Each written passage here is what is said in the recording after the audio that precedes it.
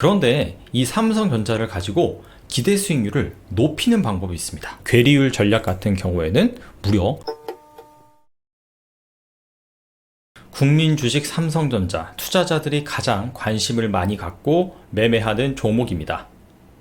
그 어떤 기업보다도 장기적으로 꾸준히 성장할 것이라는 믿음이 가는 종목이고요. 다른 기업이 다 망하더라도 삼성전자만큼은 살아남을 것이다 라는 그런 믿음이 생기는 기업이기도 합니다. 그런데 삼성전자의 단점도 있습니다. 바로 기대 수익률이 낮다라는 것이죠. 아무래도 보통주, 그 다음에 우선주 합쳐서 시가총액이 400조 원에 달하기 때문에 중소형주보다는 무겁습니다. 그래서 기대 수익률도 작은 주식보다는 낮다라고 볼 수가 있습니다. 그런데 이 삼성전자를 가지고 기대 수익률을 높이는 방법이 있습니다. 바로 보통주와 우선주의 괴리율을 활용하는 방법입니다. 그래서 오늘은 삼성전자의 기대 수익률을 이 보통주, 우선주 특징을 가지고 어떻게 높일 수 있는지 여기에 대해서 한번 알아보겠습니다. 보통주는 일반적으로 우리가 생각하는 주식입니다. 삼성전자라고 한다면 그냥 삼성전자겠죠. 우선주는 보통주에 비해서 잔여 이익에 대해서 우선적으로 배당을 가져갈 수 있는 그런 배당 우선권을 가진 주식을 말합니다. 삼성전자의 우선주는 삼성전자 우조. 그래서 우선주가 보통주보다 더 좋은 것 아니냐 이렇게 생각할 수가 있는데 아닙니다. 왜냐하면 우선주는 의결권이 없습니다. 즉 여러분이 아무리 우선주 주식을 많이 보유한다 라고 하더라도 삼성전자의 주주총회에 가서 주주활동을 할 수가 없어요. 경영에 참여할 수가 없습니다. 그렇기 때문에 우선주는 보통주에 비해서 의결권이 없기 때문에 일반적으로 보통주에 비해서 주가가 낮게 거래됩니다. 하지만 배당금은 똑같이 받거나 더 많이 받기도 해요. 그래서 배당금 나누기 주가, 배당 수익률은 우선주가 보통주보다 더 높습니다. 그렇기 때문에 우선주 이꼬르 배당주다 라는 인식이 자리 잡혀 있습니다. 사실 그런데 이런 것 말고는 보통주와 우선주가 똑같습니다. 그래서 주가도 거의 항상 같이 움직여요. 그런데 수급적인 요인 때문에 보통주가 더 많이 오를 때도 있고 반대로 우선주가 더 많이 오를 때도 있습니다. 우선주와 보통주의 괴리율, 이것을 가지고 매매하는 것은 방금 말씀드린 수급적인 요인 때문에 보통주와 우선주의 주가 괴리가 커지는 내지는 작아지는 그런 순간을 가지고 활용을 하는 것입니다. 그래서 지금 보시는 그래프는 2018년 1월 1일부터 2020년 2월까지 이 코비드-19 이슈로 주가가 폭락하기 전까지 삼성전자 그리고 삼성전자의 우, 그 다음에 삼성전자 우를 보통주로 나눠서 삼성전자 우선주가 보통주 대비 얼마 수준의 거래가 되고 있는지 그 괴리율을 나타내는 것입니다.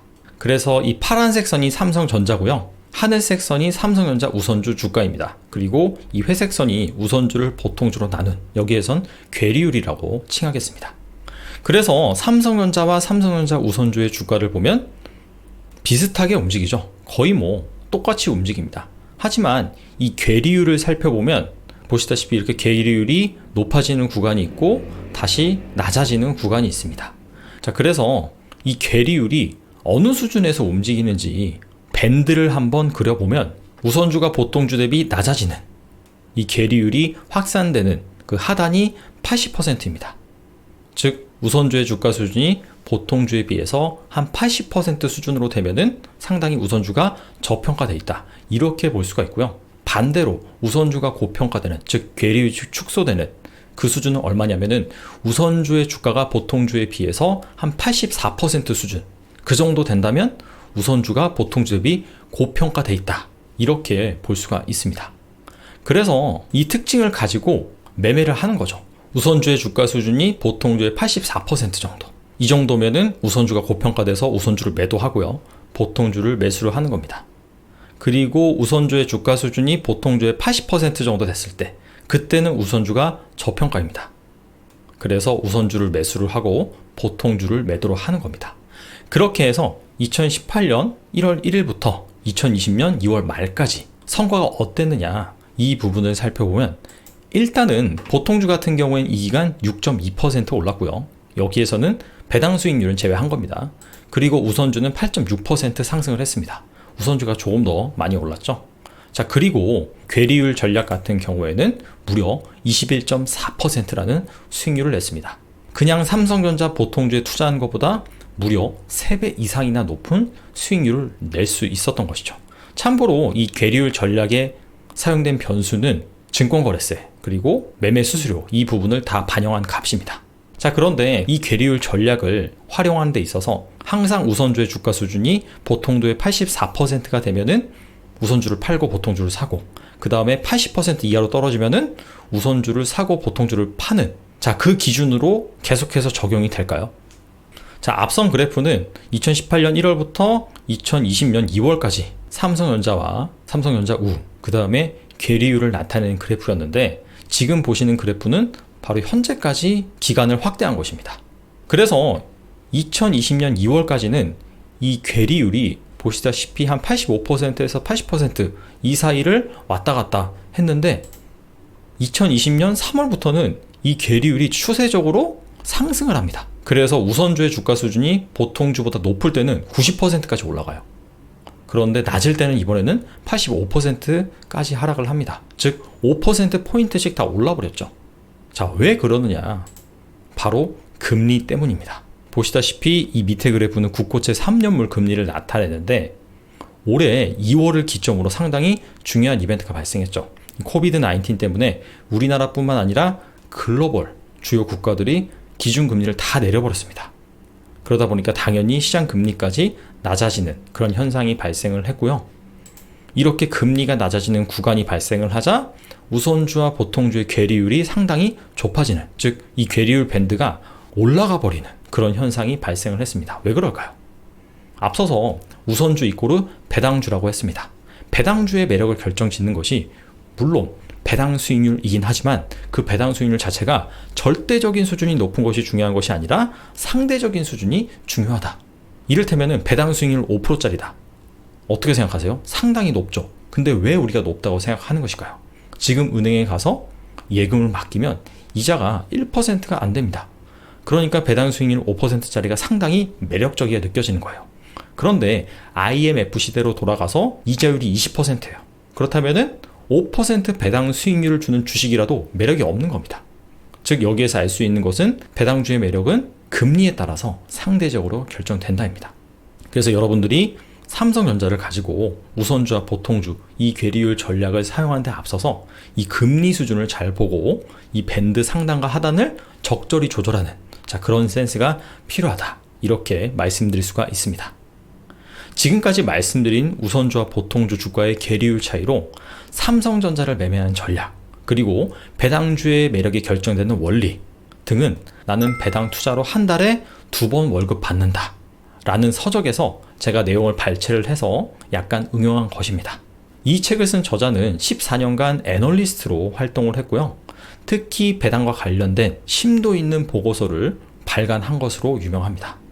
따라서 배당 투자에 관한 기초, 투자 타이밍, 국내와 미국의 배당주를 고르는 방법 등 배당에 관한 필수 지식을 일목요연하게 잘 정리를 하고 있습니다. 그래서 이 책에 나와 있는 우량 배당주를 고르는 팁에 대해서 추가적으로 말씀드리겠습니다. 이 책에서는 배당 진단 키트라고 말을 하고 있는데요. 크게 3가지 기준으로 우량 배당주를 고를 수가 있습니다. 첫 번째가 배당 정책 지속성, 두 번째가 배당 투자 적식성, 세 번째가 배당의 원천입니다.